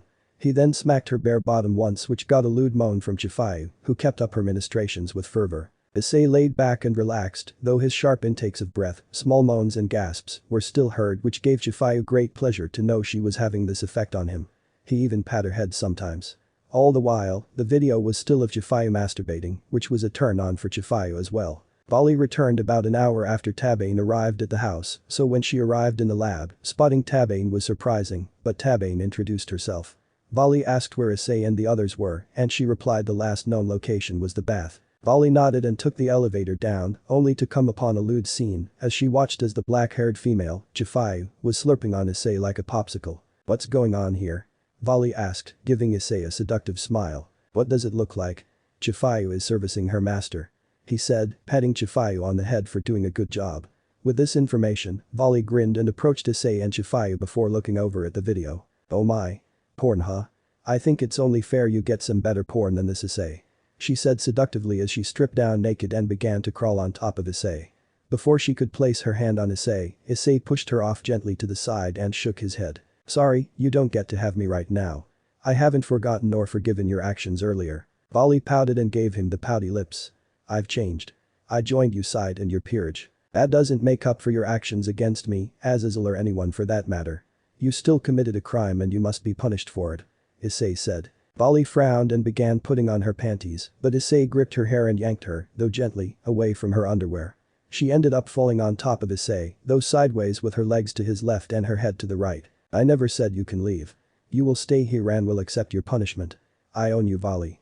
Issei said, though the last part was very throaty and seductive. Bali pushed herself away from him and glared.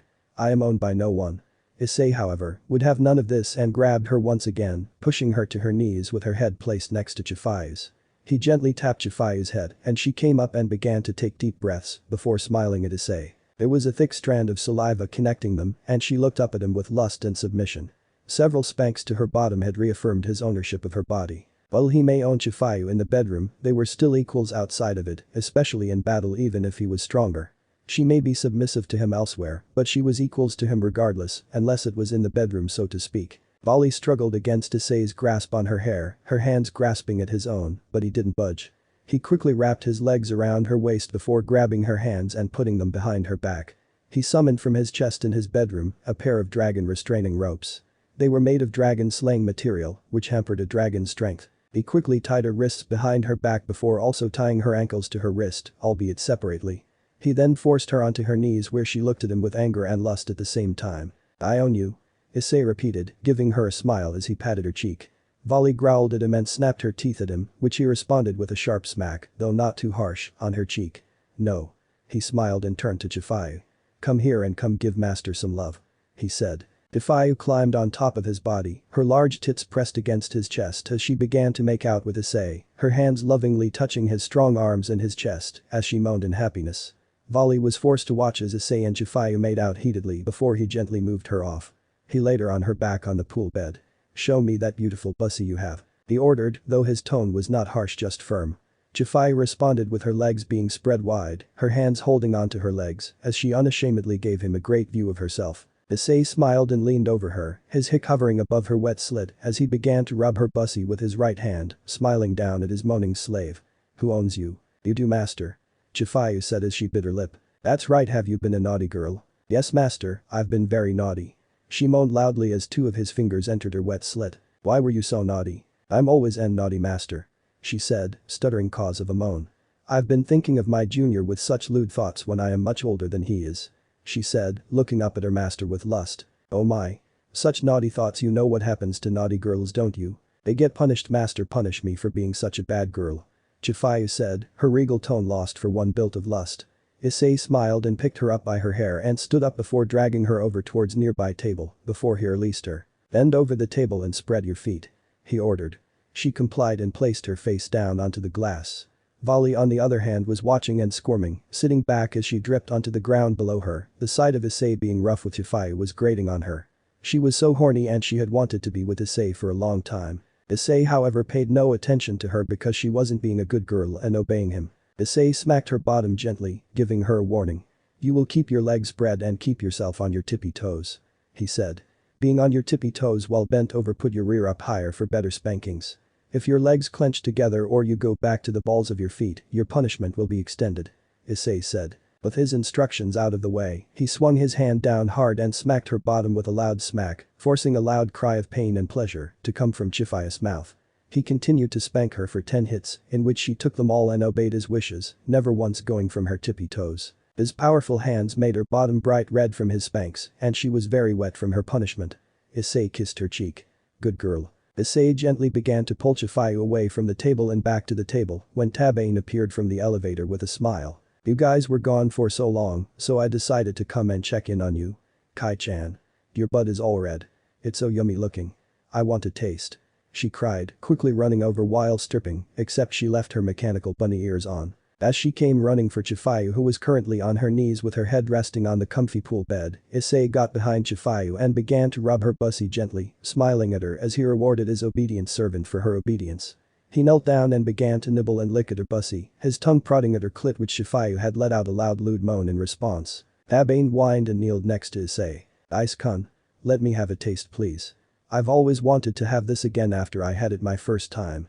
She said, whining. Issei pulled away from cave diving in Chifayu's bussy, smirking as he began to rapidly finger Chifayu, looking at Tabane. She's occupied at the moment. You spanked her didn't you? Tabane said, biting her lip as she began to nibble on Issei's neck. That makes me so hot I kind of want my spanking from you please Isama. She said, trying to sound seductive.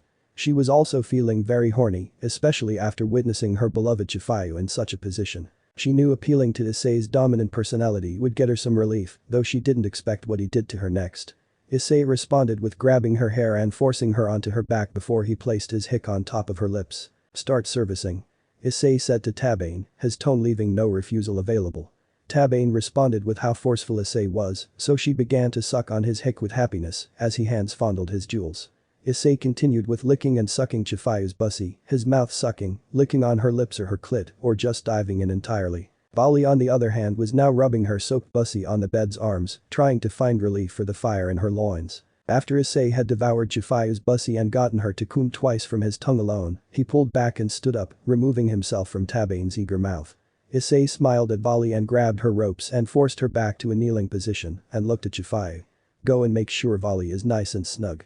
Make sure she can't relieve herself. You may tease her all you wish. He grinned to Chifayu, who nodded and grabbed Vali and sat with Vali kneeled in between her legs. She began to roam her hands on Vali's naked body as Issei picked up Tabane and looked at her before sucking on her massive breasts. Tabane let out a lewd moan as Issei sucked on her left tit, using his teeth to nip and pull on her nipple, while his other hand groped, squeezed, pinched to his heart's content. She placed her hands behind her back as she saw that both of the other girls were restrained, so she allowed Issei to do whatever he wanted. Tabane was attracted to the boy as well, and it was only after going through his data files and learned about him, watching him fight with Riser, Volley, Ophis and the Cows Brigade, that she began to lust for him. She didn't really feel love at the moment, but there was a crush there. She saw how strong his determination was to fix the world. So she was quite satisfied with letting Issei devour her body, despite being as old as Chifayu is. She was okay with the younger man ravaging her. In fact, she craved it. Issei released Tabane and smiled before he smacked her bottom harshly, which forced Tabane to collapse on top of Issei with a moan. Her body was a pale white, so the red marking on her bottom came very early and was very visible. Issei smiled and wrapped his legs around her legs and placed his weight on the middle of her back, pinning her down before he smacked her bottom again hard, which got a cry of pain from the girl. Please be gentle Issei-sama. I'm sorry for being a naughty bunny. I'm sorry for trying to intrude on your time with Chifayu. I'm sorry Issei-sama. I'm sorry for wanting to pleasure Chifayu and not you from the start. Please forgive me Issei-sama. Tabane cried out as she was being spanked. Issei stopped her spankings for a moment as he pondered if he was okay with her calling him Issei-sama, but shrugged and continued spanking her. He gave her 15 spankings, and Tabane was whining in pain before looking up at Issei. I'll be a good bunny for you Issei-sama. I promise. Can I please suck your hick? She asked sweetly. He nodded and moved off of her, which she scrambled next to him, her bottom of the left of his torso, as she began to slurp on his hick hungrily, making sure to use her tongue to pleasure the tip. Issei watched Chifayu with a smile, his eyes on her, while she watched Tabane slurp on him hungrily. Issei began to moan softly, his release coming, so he gently moved Tabane off of him, though she whined in unhappiness. A glare from him shut her up. "Get over here," he said, looking at Chifayu as he placed Tabane on her knees. Chifayu scrambled away from Volley, who watched as Issei stood up before the two older women as he rubbed his hick.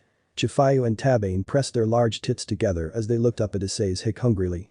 Soon enough, they moaned as they felt Issei's hot sticky cum cover their faces before getting in their hair and coating their chests. They both began to make out heatedly as they felt Issei's seed come once again, coating their hair even more so, and the sides of their faces, as they continued to make out and grope each other's chests with eagerness. "Such good girls. Do you girls want anything?" he said with a smile, his hick hardening again. Chifayu moaned softly and released Tabane's lips. "Can you buck me, master? I want you to shoot your seed into me. Please, master," she begged. Tabane nodded and smiled. "Me too, Issei-sama. Please come into my bussy." Issei picked Chifayu up gently and placed her on her knees with her face on the cushion. She was looking to the left and slightly behind her, though she could not see much of Issei. She moaned loudly as she felt Issei's large hick ram itself into her hunt before he quickly began thrusting back and forth inside of her. Chifayu moaned lewdly as Issei rammed into her like a jackhammer, not even going gentle for her first time with his length, but she didn't care. Her master was finally inside of her and she loved it. Tabane was kneeling next to them, keeping Volley on her knees. Volley was glazed over with lust, struggling to get out of her bonds to rub herself, but she was unable to. There were tears in her eyes from frustration, but no one paid any attention to her. The others girls got all the fun but not her. Issei continued to ram into her, while Chifayu had already coomed 3 times as he was inside of her. Her eyes were rolled into the back of her head as her mouth hung open and her tongue was sticking out of her as only moans could be heard from her. Issei groaned loudly and pushed himself in deep of his servant before cooming for his second time tonight. He groaned as he pumped her full of his seed before he pulled out of her. She continued to remain in her spot, unable to move while she was knocked out from how rough he was. Tabane was moved to the table nearby and when he rammed into her, she let out a squeal of pleasure, her bottom bouncing with each thrust as he rammed her just as hard as he did Chifayu. He held Tabane down with his right hand on her upper back while his left hand held her waist, allowing him to ram into her as much as he wanted as she could not move from her spot bent over. He grunted in response to her moans of pleasure, her bunny ears bouncing as well as the table began to rock. As he increased his speed and power of his thrusts, Tabane's mouth began to open in an endless moan as her tongue began to hang out lewdly as she just moaned out constantly from the hick that pounded her bussy. After 5 minutes of being bucked, Issei moaned loudly and came, filling up her bussy with his seed. He continued to thrust into her, pumping all he could into her, groaning with pleasure as he slowed down. He pulled out of her and gently laid Tabane next to Chifayu who was fast asleep, her face back to normal. He then turned to Volley who had tears in her eyes, staring at Issei. Issei smirked and approached her, gently stroking her cheek. "What's the matter, Volley?" Volley responded with her tongue out and trying to lick at Issei's hick, but he pushed her away. "What's the matter, Volley?" he repeated. "You paid all the attention to them and none to me," she whined, begging softly. Issei chuckled and patted her head. "Well, do you finally submit to me?" Volley nodded. "Yes. Please just let me have your hick," she begged, squirming from her binds. Issei shook his head. "Not the correct answer. Who is your master?" "You. You are my master. Who owns the White Dragon Emperor?" "The Red Dragon Emperor." "Issei. You are my master," she said, her tears falling as she mourned the emptiness in her hunt. Issei grinned and nodded, sitting down on the chair nearby. "Then come on over and get a taste," he said. Without hesitation, she scooted over and immediately swallowed in his hick, slurping lewdly on him and loudly too. She didn't care that she was tasting the other 2 girls, in fact she loved tasting them. She just wanted him inside of her. He then grabbed her hair after about a minute and began to force her faster and harder on his hick while also thrusting his hips. She began to gag and choke upon his hick, forcing herself to breathe through her nose as she looked up at him as she abused her throat for a good minute before pulling her off. He removed her dragon bonds and glared at her. "Bend over and grab your ankles and keep them grabbed," Issei ordered, which she responded quickly. Issei smiled and quickly smacked her bottom harder than he did the other 2 girls, forcing Volley to let out a cry of pain. He began to spank her hard while Volley forced herself to take her punishment for all of her bad actions. After thirsty smacks, her bottom was bright red and she had tears all down her face from the pain. Issei gently moved her before kissing away her tears, gently rubbing her cheeks. "You are forgiven," he said softly before kissing Volley's lips gently. She smiled happily and kissed him back, gently sitting in his lap as she made out with him. Ollie moved herself back and moaned a bit. "Please buck me," she said, moving over to the bed in which she bent over the back of it, looking down at the two sleeping females. Issei got behind her shortly and she let out a loud lewd moan and cry of pain from the sudden entry. She was a virgin, though she broke her hymen long ago due to intense training. She was still tight as buck however, so the instant stretching was slightly painful, but Issei's thrusting into her only let her moan and moan after that, as she took the roughness of Issei. He was never this rough with the girls before her and she knew that this was still another punishment for her. She however didn't care as this punishment was pleasurable. He held onto her hips and she held onto the bed as best she could, but eventually, she reached back and Issei held onto her wrists and her hips, letting him have more leverage into her as she slammed against her womb. She knew he was close, but she had already came twice from his hick, so when he finally came, she came for a third time and squirted all over his crotch while he filled her womb with his sperm. She collapsed onto the bed and slept with him on the bed as she was forced unconscious from the pleasure. Issei let out a loud yawn and looked down at the bed. It wasn't big enough for him to sleep on now with the three girls on it, so he reclined in a second pool bed. He began to settle in for a nap when a magic circle appeared on his ear and Surziches began to talk to him. "Issei, I am sorry to bother you, but I need to speak with you tonight. I believe I have something you might be interested in." Issei nodded and yawned. "Alright. I'll be there around 10 p.m. sound good?" "That's fine," Surziches said, hanging up. Issei let out another yawn and settled in for a nap while the girls slept in the bed next to his, all three snuggling each other.